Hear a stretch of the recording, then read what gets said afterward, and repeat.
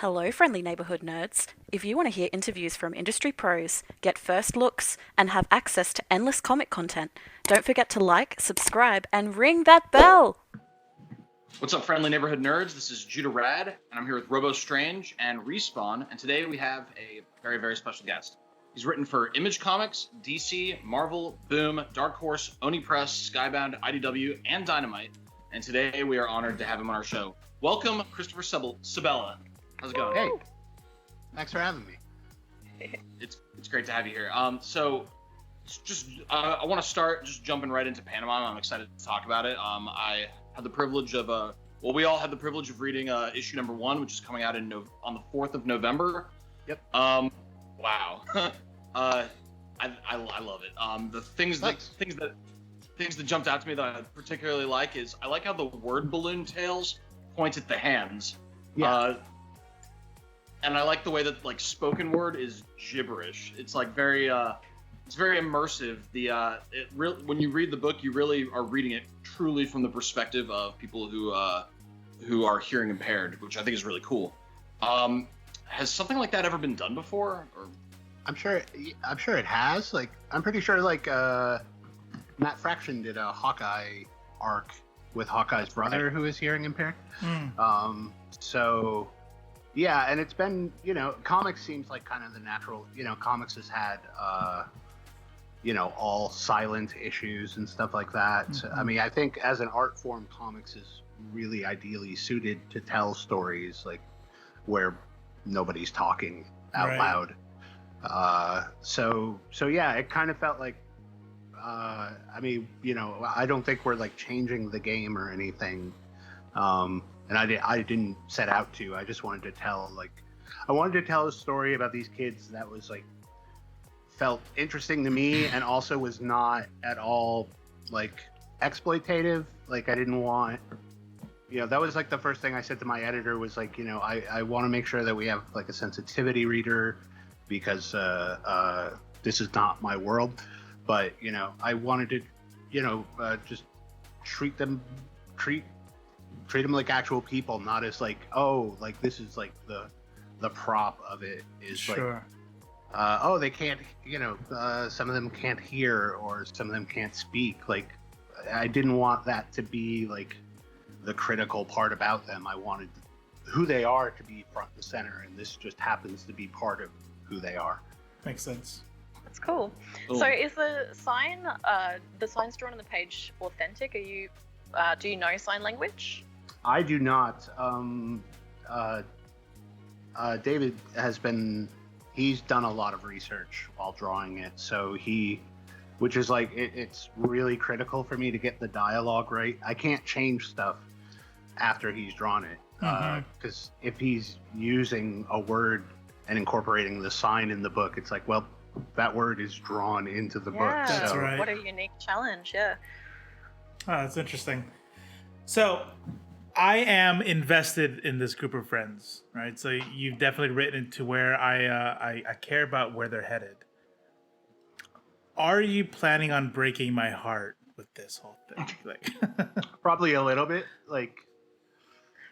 It's not gonna be happy-go-lucky. That sucks. So, yeah, but I think who amongst us is used to something being happy-go-lucky? Sure.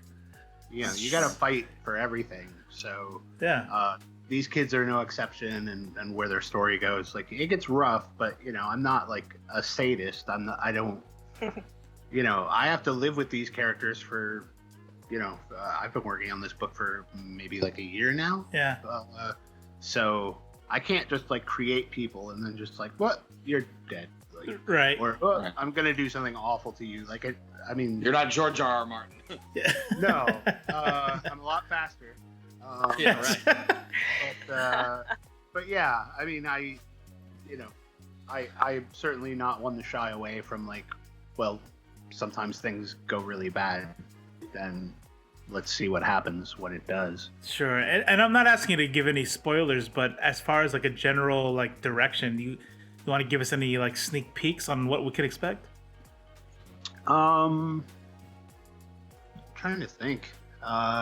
things just get more intense. Like I wanted the first issue to like feel like, it starts out dark and then it gets kind of light, and then they do their first heist and it's fun and everybody's like having a good time. Mm-hmm. And then they do their second heist and everybody's like really having a good time, like way too much fun. Mm-hmm. Kind of lulls you into a sense of security. Right, and then the real world steps in at the end, and so it's sort of playing against, I don't know, the fun of being a kid who doesn't have, you don't have to worry about.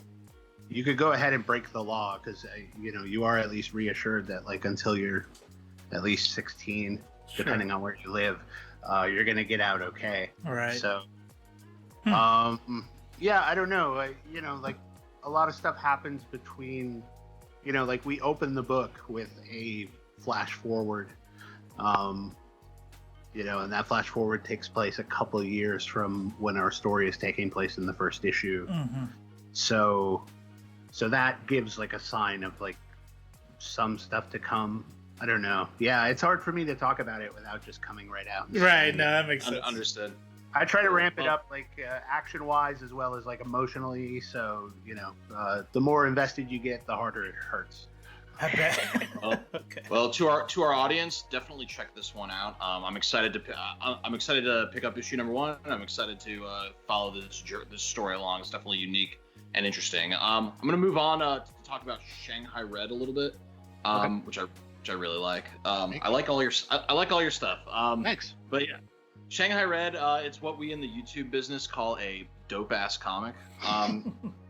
Got me kind of stuck. You know how like you're reading a comic book and you see a thing and all of a sudden the comic's down and you're on a Googling spiral learning. Oh yeah.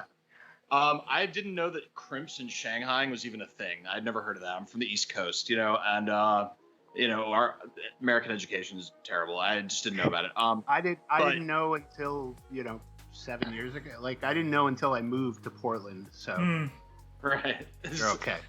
It's crazy that people did that, and Oregon has a crazy history in general. Like not just that, but even unrelated to this comic book. Like I didn't realize that it had such a white supremacist background. And in addition to like the crimps and the Shanghai, and like what was the research like for this book? What inspired you? So I went on so the Shanghai tunnels are a real thing here in Portland. Mm-hmm. And there's a historical society that has preserved some of them, and they run tours. So your tour starts at this bar called Hobos, and then they take you out like outside and open up like in New York City, they open up the door to the stairs that go under the sidewalk. Mm-hmm. So you all have to, and it's very narrow, so you squeeze your way in and then you're underneath the city of Portland in this long passageway. Was part of the tunnels. And I went originally because I'm into ghost stuff. Mm-hmm. Cool. And I thought like maybe there'll be ghosts there or something spooky. But the tour guide started talking about Shanghaiing, and I never knew about. I grew up in the Midwest, so I didn't know about any of this stuff. Mm-hmm. And the tour guide said something like, so after they Shanghai you, they keep you on the boat for like a couple of years, basically until you've paid off what it costs them to buy you. And at the end of that, they'll come to you and they'll say, you can keep working for us and we'll actually pay you now. Or you can quit and we'll drop you at the next place we stop, which is probably somewhere in China. And good luck ever getting home. In the 1890s, like. What a deal. Yeah. So Wow. I heard that and just like immediately the wheels, I was just like, what a terrible choice. After everything horrible has happened to you, at the end, you're given like a choice that's no choice at all. Mm-hmm. So I immediately started, by the time I came out of the tour, I had the first 5 pages of the book in my head. I just knew I wanted to tell a story about somebody who got made that offer and said no to both of them. What a stone cold badass Jack is. Yeah, I was just really interested in like, and I, it was tricky because I didn't want to,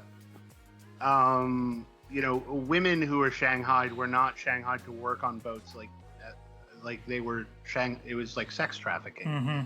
And I did not want to do a story about that or come close to that. So that's when I started thinking about the historical precedents of like women dressing as men and like in order to like I don't know, get into levels of society that women were kept out of at the time. Mm-hmm.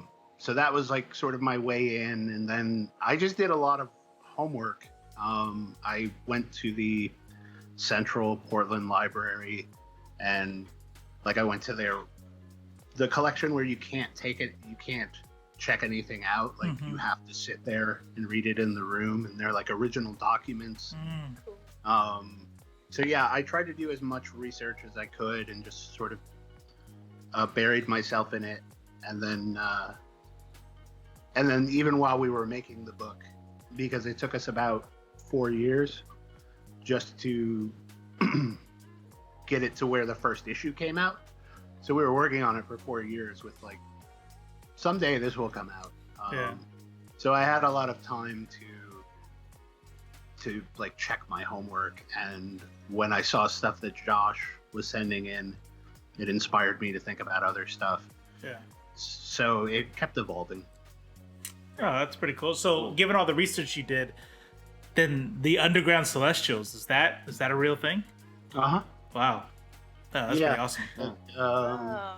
Yeah, and that's the thing is like the Shanghai tunnels, or the story they tell is that like, oh yeah, they used to move, Shanghai victims through the tunnels, but in reality, you didn't have to do it. But Portland was so corrupt and so bought that like you could literally just have somebody like laying in a wagon, completely blacked out, and you're just taking them towards a boat and like go past a couple cops, and they like would not care. That's pretty awesome. The whole Pacific Northwest, like I don't want to say from, but I lived a long time in Tacoma, and so you have like the underground city of Seattle and the rivalry between Seattle and Tacoma and Portland as these like major port cities, and the whole history with that whole area is awesome.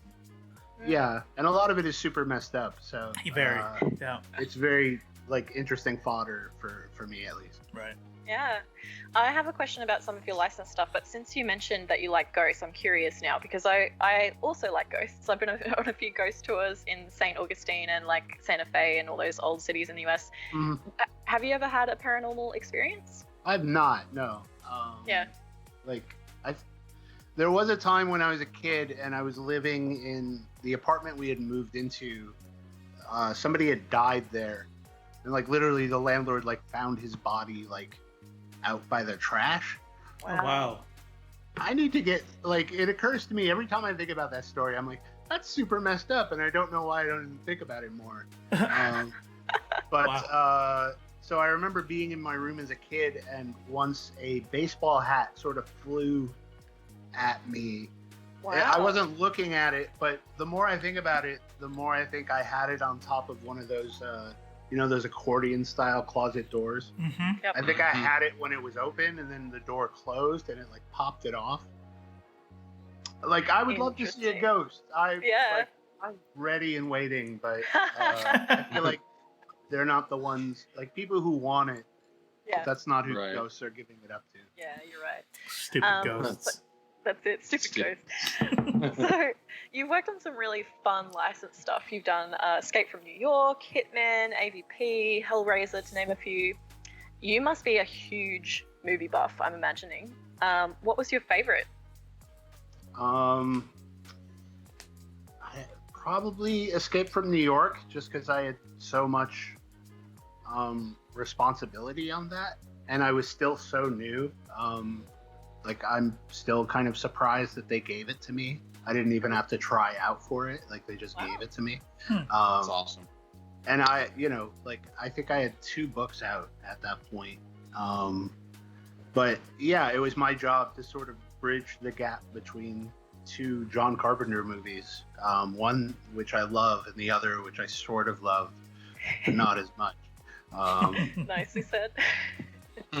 And like, it occurred to me like as soon as I got the job, like, because in Escape from LA, they're constantly talking about the job in Cleveland that went bad, and I was like, I could do that. I could tell, like, I could make it canon what happened in Cleveland. There you go.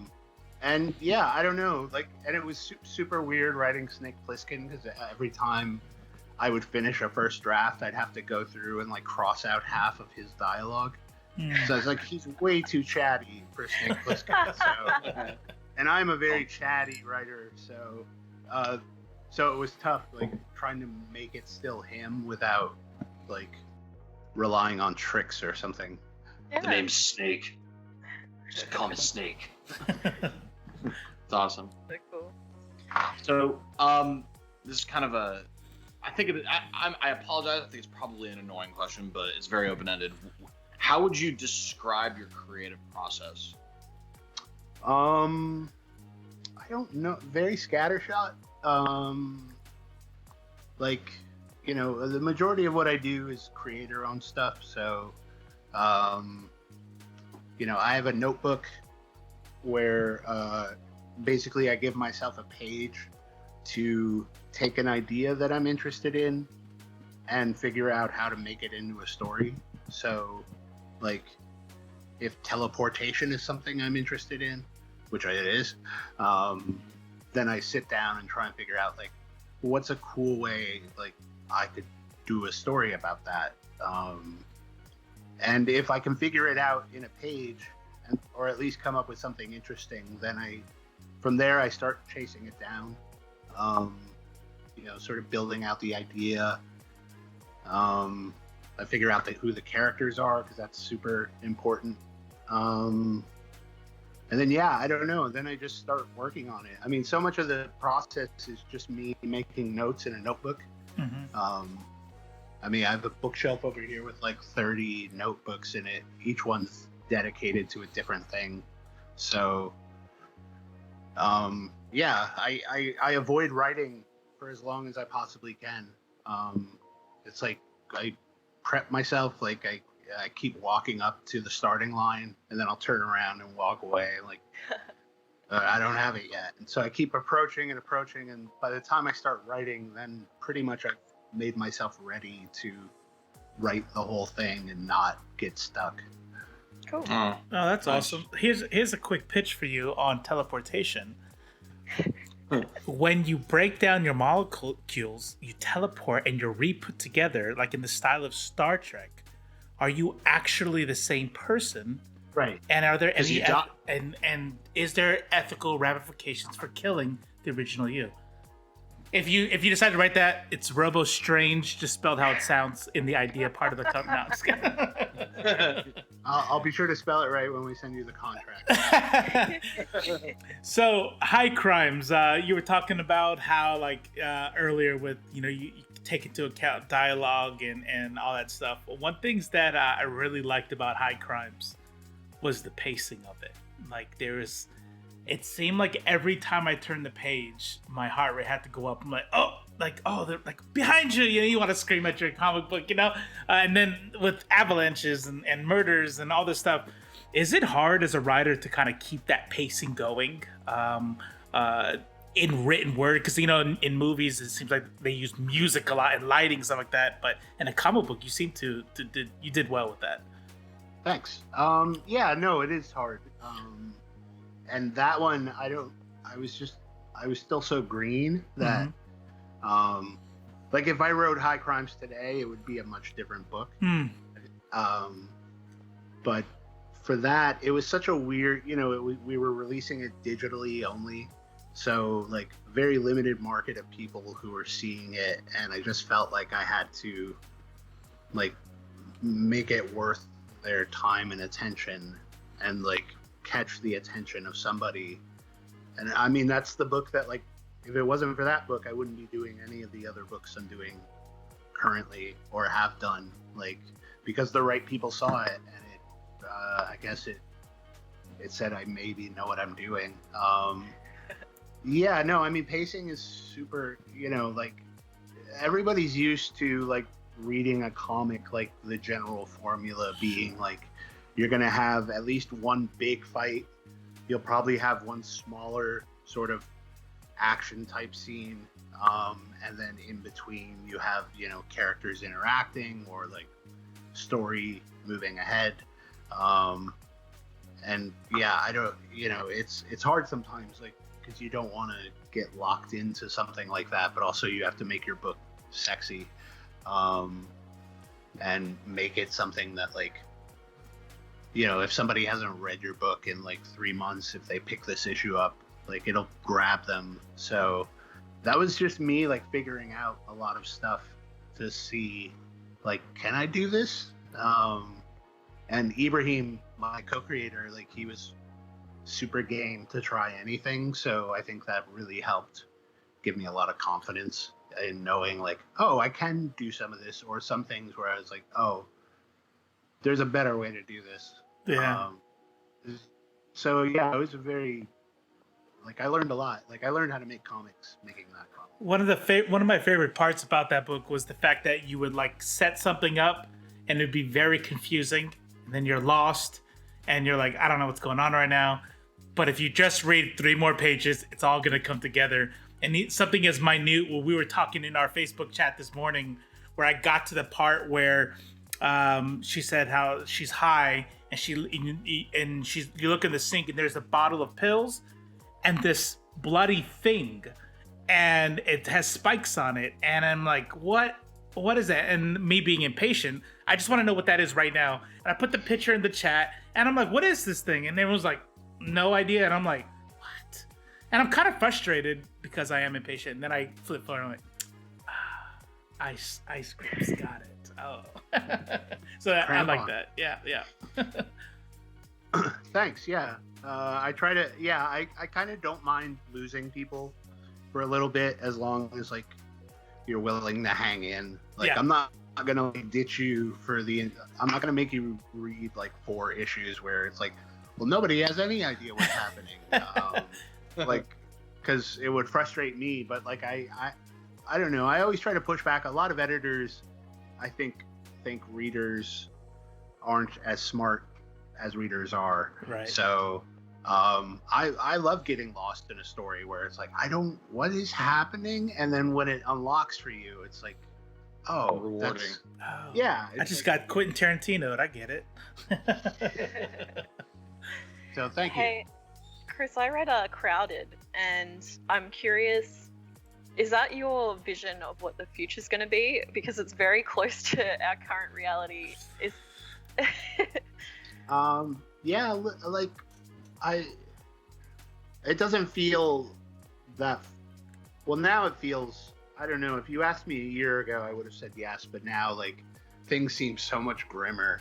Like, our horrible future seems, like, kind of upbeat in comparison. Yeah. Like, at least Janelle Monáe was president in the Crowded universe, and that's not currently happening here. Yeah. So This side. yeah, I think it started out as sort of I think it's like one of those 1984 situations where it's not actually about the future, it's about the present. And just sort of pushing things just a little nudge further than where they currently are. And yeah, then people think, like, oh, like, when something like that happens, people give you a lot of credit. Even though it's just like, no, like, it's not that, like, I'm just good at exaggerating things, I guess. For anyone in our audience that hasn't read it, the premise is there's a gal that's, like, she kind of does every job. She's a dog walker. She hangs out with, like, aged care people. Like, practically anything you can think of, she does. She sells clothes, whatever. And then there's a online, like, hitman directory. She has a hit put on her for $1 million, and she doesn't know why. And so she's got all these people trying to kill her, and she hires this cheap defense contractor to sort of keep her alive. And that's the premise of the story. But it's really fun because you've got all these, like, she's a self-driving car monitor. Is that how she describes herself, basically? Yeah. So it's that kind of, like, tongue-in-cheek type things that kind of already exist, but they're not quite that ingrained in society yet. So it's very fun to read, but it's also kind of scary sometimes. Yeah, I always feel like we've been getting outpaced by reality the entire Yeah. time. So now it's just like my rule of thumb is anytime I think up of a future thing, it's like I think of it and then I have to think like, okay, now I have to make it dumber.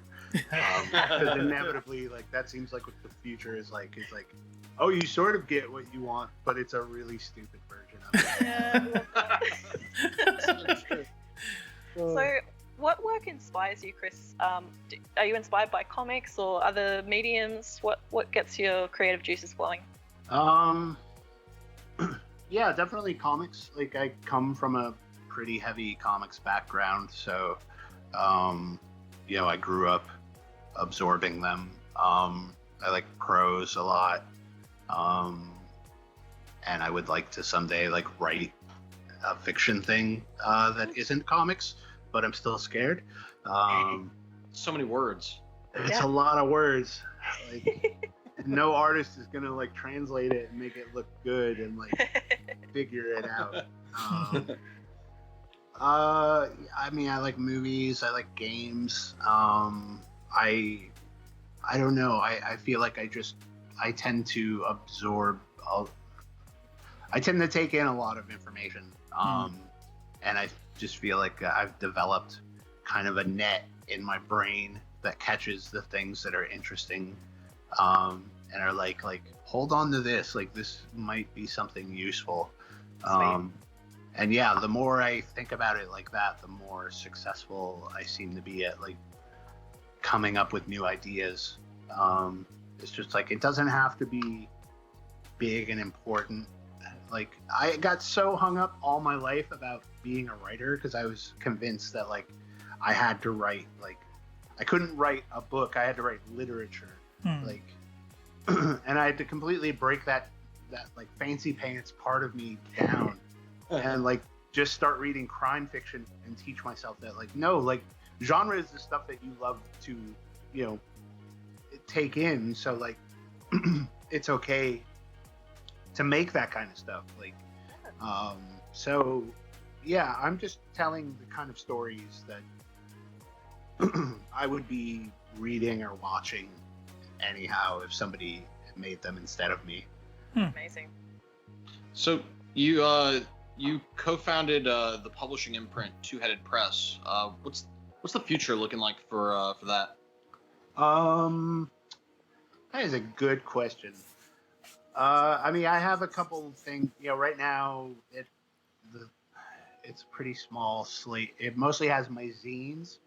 It has my zine about living in a clown motel for 30 days. What a wonderful segue. There's a zine about not my mom, but somebody's mom. Her neighbors were building a pool and kind of threw the instructions out. And it was, I don't know, it's very hard to explain. I didn't write it though. Someone else did. And I'm legally obligated to say that in case my mom watches this. But yeah, I mean, we have a book called Short Order Crooks, which is a 5-issue crime comedy about food carts. I keep calling it Repo Man meets the Rockford Files. You said food carts? Yeah. You're definitely from Portland, huh? Yeah. Yes.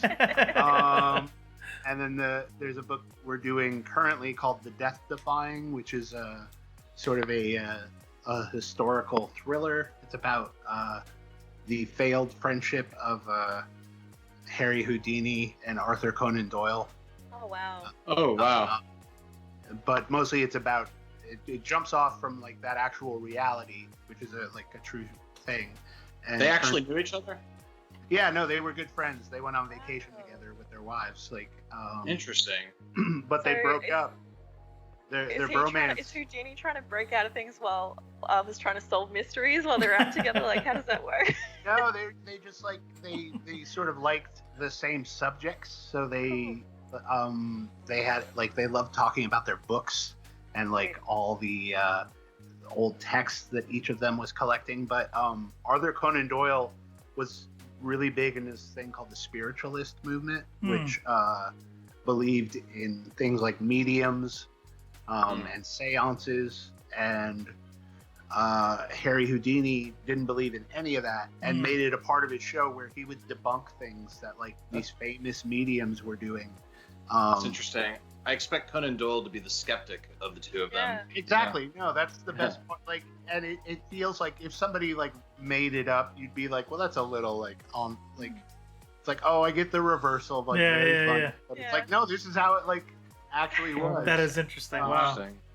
So yeah, I turned that into a sort of end of the world chase adventure in the 1920s. So, but we're working on right now. I'm working on a new book that's sort of a stoner comedy involving ghosts. I call it the fright.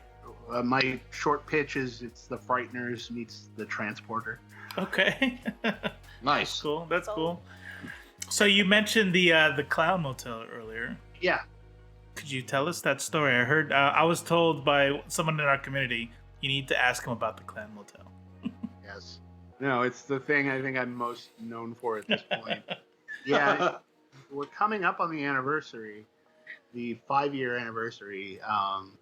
In 2015, I wanted to go on a writing sabbatical, and me and my friend Sheena had taken a road trip to go to the Clown Motel, which is it's a clown-themed motel. It's in this town called Tonopah, Nevada, which is 3 hours in either direction from Reno or Vegas. So literally in the middle of nowhere. But I don't know. I really enjoyed it, and it was so isolated. And I was like, what if I went there for a month and just like wrote? But I didn't want to pay for it, so I did a Kickstarter. And the hook of the Kickstarter was like, I will live in a clown motel for 30 days. And I made like almost like 3 times as much as I was asking. So that's awesome. I went, I drove there with like all my clothes, and I lived in a clown motel for 30 days, and it was awful. Like it was. You don't say. I know, right? Shock. But yeah, I mean, there were some really good moments and some really like good stories that came out of it. But it's like it's like life, you know, like it was just life but smaller. It's like very few people live the kind of lives where it's like you have something cool and interesting happens to you every day. Like every day is usually like, like, you know, you get through it okay, like that's all you ask for. So it was like that, but just like nothing happened. It was just like, and they build themselves, or they didn't build themselves, but all these stories about the Clown Motel were like, is this the most haunted motel in America? Because it's 20 feet from an abandoned like cowboy graveyard. Oh, what? Are there like sewer grates with like, hey Georgie around, or like? No, but like you can just like from the room I lived in, it'd be like 20 steps, and I was at the gate into the graveyard. Still had all its tombstones and everything. So nothing significant happened while you were there? Nothing spooky. I found blood on my wall, and then gross. on the ceiling. How do you get blood on the ceiling? No good Easily. way. There's no good way to get no good way. If there's blood on the ceiling, it's not from a good reason. Sneeze with a bloody nose.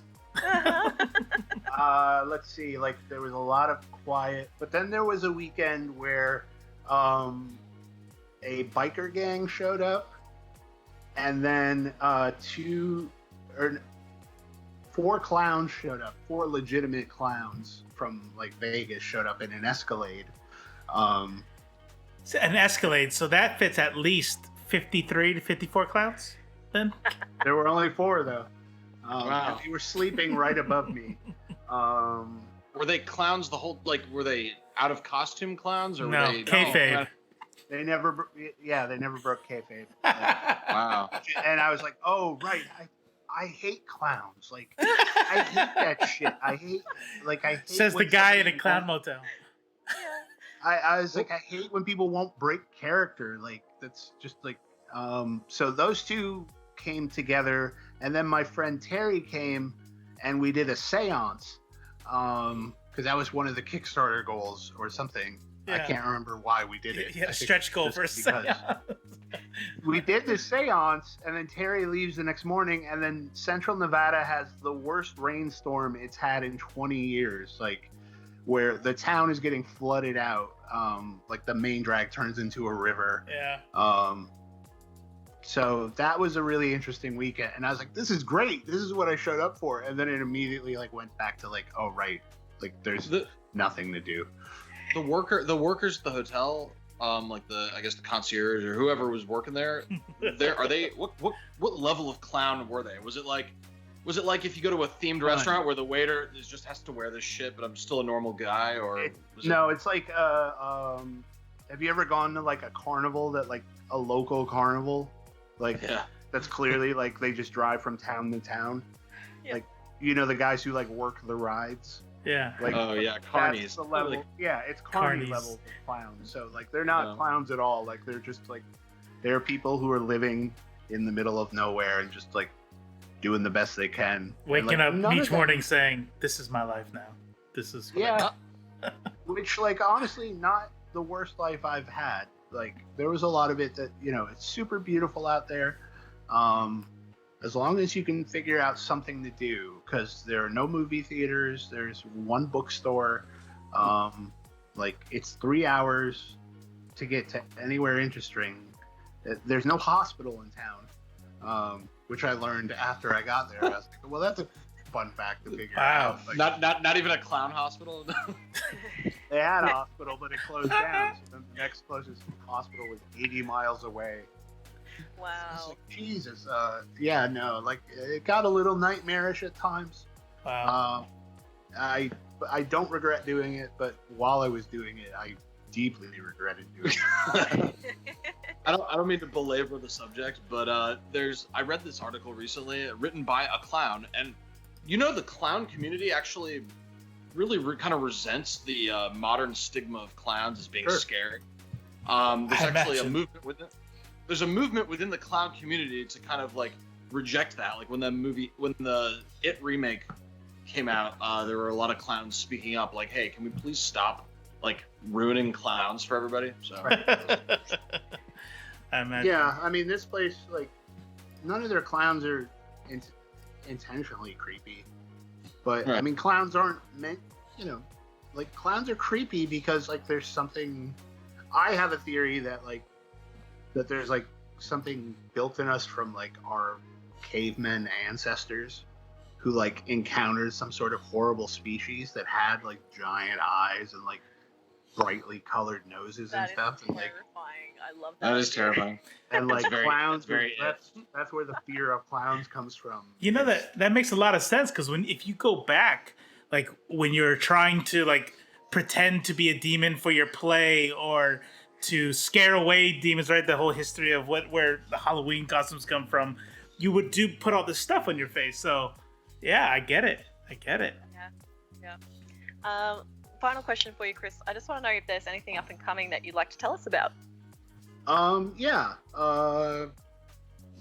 have a graphic novel coming out next month called Dead Dudes. Ooh. Which is about ghosts. So I walk the talk. Nice. But it's I wrote it, Ben Sears drew it. It's about the hosts of a like Ghost Bro reality show. Sounds fun. And basically they die and come back as ghosts, and now have to try and prove that ghosts are real. Oh, nice. Hijinks ensue. So that comes out next month from Oni Press. Pantomime starts in November. I have a thing. I'm doing a 10-page thing for one of these dark metal books. Yes. It's I can't remember the name of it. I'm writing an Aquaman thing. So nice. Fuck yeah.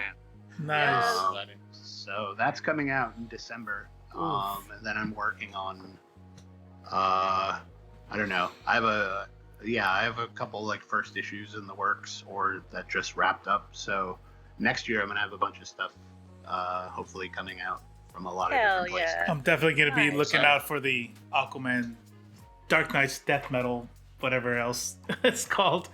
Ladies, I think it's called like Last Tales of the. Yeah. If you check my Twitter, Yeah. which is at XTOP, I will talk about it on there as it gets Awesome. closer. We'll put All right. links in the description. absolutely, ladies and Cool. gentlemen, and everybody in between. Christopher Sebela, thank you so much for joining us and giving us some of your time.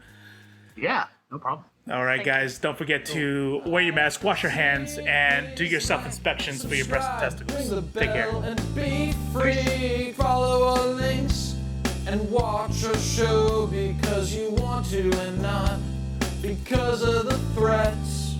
Thank you for watching Judah, Robo, and Ree. We talk about comics, movies, and TV. Sometimes we have notable guests, and sometimes it's just us. But we're also cool.